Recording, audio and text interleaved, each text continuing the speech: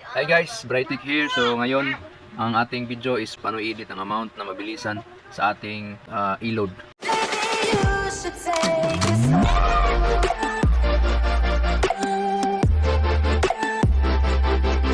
Siyempre, unahin natin dito sa ating kung saan yung bindo na saan yung bindo mo na may e-load. Okay, so kung wala ka pang e-load, punta ka sa ating main website, main na page, syempre na ating mga Facebook. So search lang natin one e-load.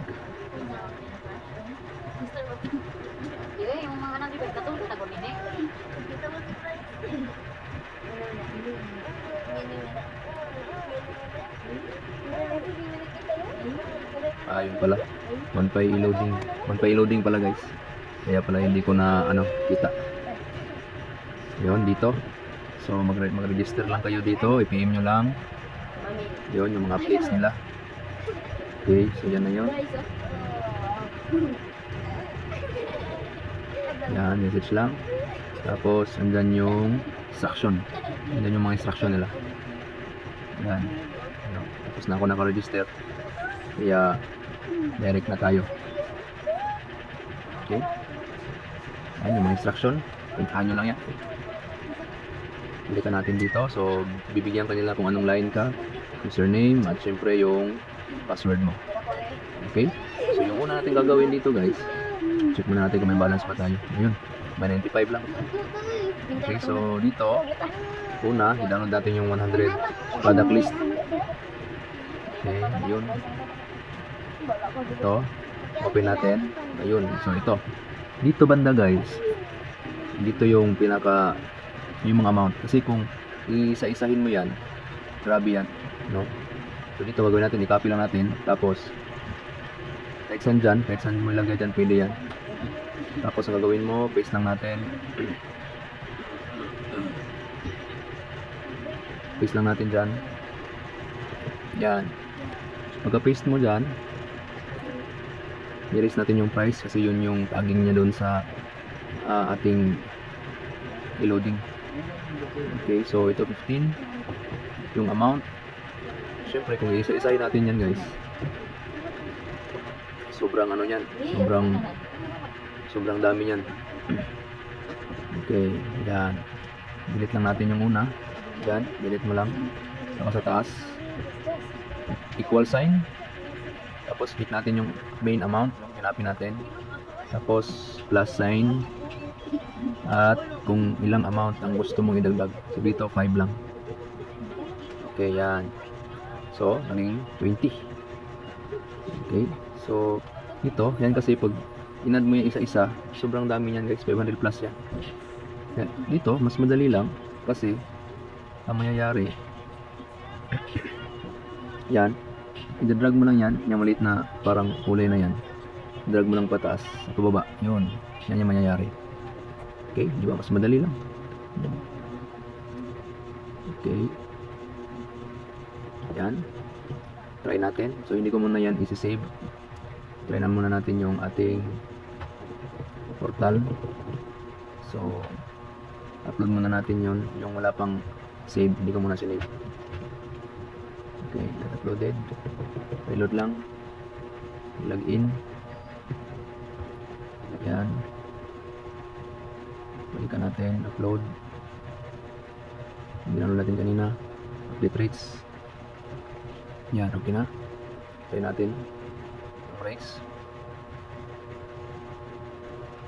0.1. Yan. Yan, okay, para mas realistic na yan by load. So check natin 6184. So by load, okay, yan yung mga amount. Siyempre 15, ito 16, 17. Okay, napindot ko guys, cancel. Okay, reload muna. Reload natin to. Naghang up yung ating, reload lang natin. Okay, tapos try natin ulit. So yung amount andito, mga amount.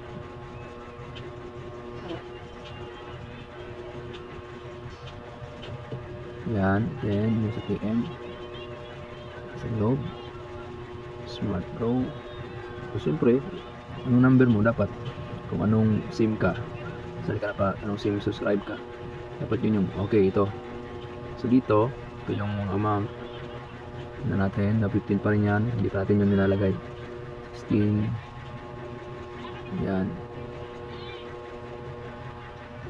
Okay, so yan yung lahat. So, ito natin i-save. Save, tapos upload natin. Siyempre, refresh lang. At i-reload muna natin.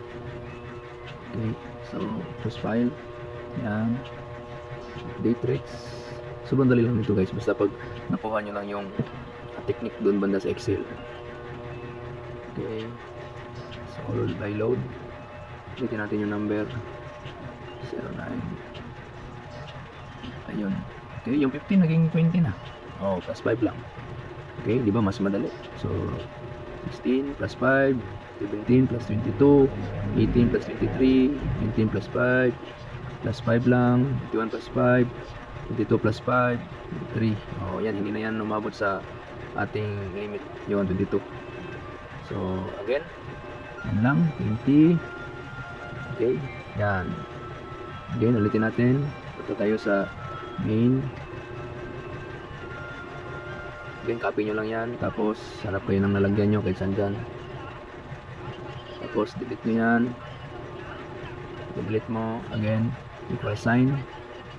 Tapos, click natin to. Yung 15. Tapos, plus. Kung ano, ilang amount ang gusto nyo. Okay, 60. Yan. Tapos, drag lang. Pababa. Yan. Okay na yan. Kung hanggang ilang amount gusto mo, kung gusto mo 5 lang yung tubo mo, okay na yan. Okay, kasi iniba ko yung ano. Okay, so yun na yun guys. Yun lang. Tapos na tayo. Okay, so kung nakatulong sa iyo yung video na to, don't forget to click subscribe and like and share. Okay, so God bless. Thank you. I'm Byron Jackson.